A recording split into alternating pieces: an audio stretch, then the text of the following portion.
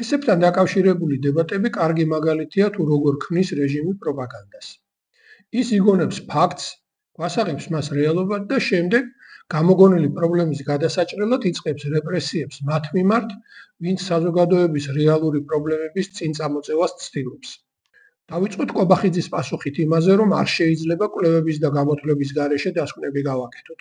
თუ არ არის დათვლილი, თუ არ არის კვლევა გაკეთებული, რომ შეიძლება ამის რაღაცა მოდერნიზებით, ქარის, მზის ენერგიებით გაძლიერება, თუ ეს ყველაფერი გამოთვლილი არ არის, რანაირად შეიძლება გასხოთ ან არა? ყველაფერი დათვლილია. კი, ყველაფერი დათვლილია, რა თქმა უნდა. გახსოვთ ალბათ განათლების რეფორმის დაანონსების დროსაც გვიმტკიცებდნენ, რომ ყველაფერი კვლევებს ეყრდნობა, მაგრამ აღმოჩნდა, რომ კვლევებს ისინი რამდენიმე საქმოსანთან გასაუბრებას ეძახდნენ. შედეგად კი განათლების ყველა დონის თითო წელი მოაკლეს და კიდევ უამრავი მავნებლობა დააკარგეს. ახლაც ამასთან გვაქვს საქმე, რამდენიმე მსხვილი საქმოსნის მოსაზრებას რეჟიმი კვლევად გვასაღებს, ხოლო ნორმალური სრულფასოვანი კვლევის ჩატარებაში რეჟიმი დაინტერესებული არ არის. ნახოთ, როგორ იწყებს კობახიძე საკუთარი ფანტაზიის ნაყოფის რეალობად გასაღებას. ეს ნაწყვეტი 16 წამი გრძელდება. ამ 16 წამის დასაწყისში კობახიძე გვეუბნება, რომ კონკრეტულ ფაქტს მოიყვანს, ბოლოს კი ამბობს, რომ კონკრეტულ ფაქტს ვერ დაასახელებს. მე მინდა მაგალითად კონკრეტული შემთხვევები გითხრათ. იყო შემთხვევები, როდესაც ხალხი გამოიყვანეს, უმეტესობა დარწმუნებული ვარ, გულსრგვლად გამოვიდა, მაგრამ დაორგანიზებული იყო ვიღაცების მხრიდან, უმეტესობა მარიცოდა, ერთ-ერთ არ დავაკონკრეტებ. არარსებული ფაქტების რეალობად გასაღებას კობახიძე ხშირად ცდილობს. ამ ნაწყვეტში კი მისმა ტყუილმა მხოლოდ 16 წამი გაძლო. შემდეგ ის აგრძელებს თხრობას და მისი ფანტაზიები კიდევ უფრო შორს მიდის. შეცდომაში შეყავთ მოქალაქეები, მათ ემოციებს ეთამაშობენ, გამოყავთ და მე უზრუნველყოფენ მათ აშოშმინებას. რის სანაცვლოდ იღებენ ან ფულს, ან წელს კონკრეტულ ჰესებში, ამას სჭირდება გამოძიება. საბოტაჟი და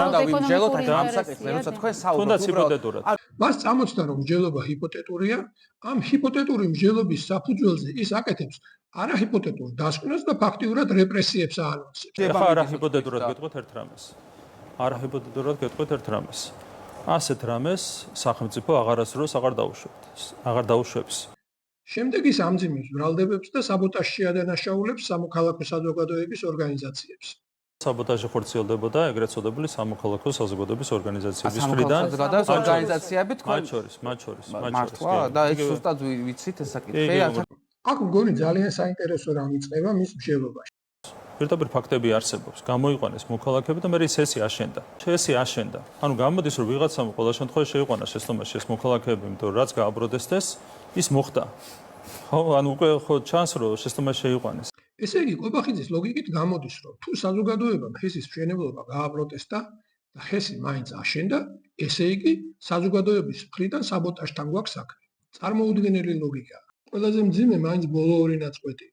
პირველში კობახიძე ვერ ითმეს და წინასწარ გვეუბნება თუ რითი დასრულდება გამოძიება.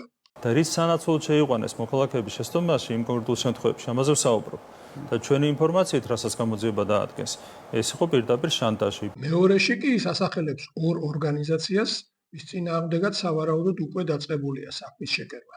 და გავიხსენო კონკრეტული ორი NGO, რომელიც პირდაპირ იყო ჩართული ამ პროტესტში, ეს იყო SAIA მაგალითად, ეს იყო EMC. ეს ორი ორგანიზაცია, რომელიც სხვა მიმართულებითაც ძალიან ღიად იყო შემჩნეული სახელმწიფოს საწინააღმდეგო მტრულ საქმიანობაში. ასე ჰიპოთეტურ მსჯელობაზე აგებს რეჟიმი საკუთარ პროპაგანდას, იღებს რეპრესიულ კანონებს და ახორციელებს ამ რეპრესიებს.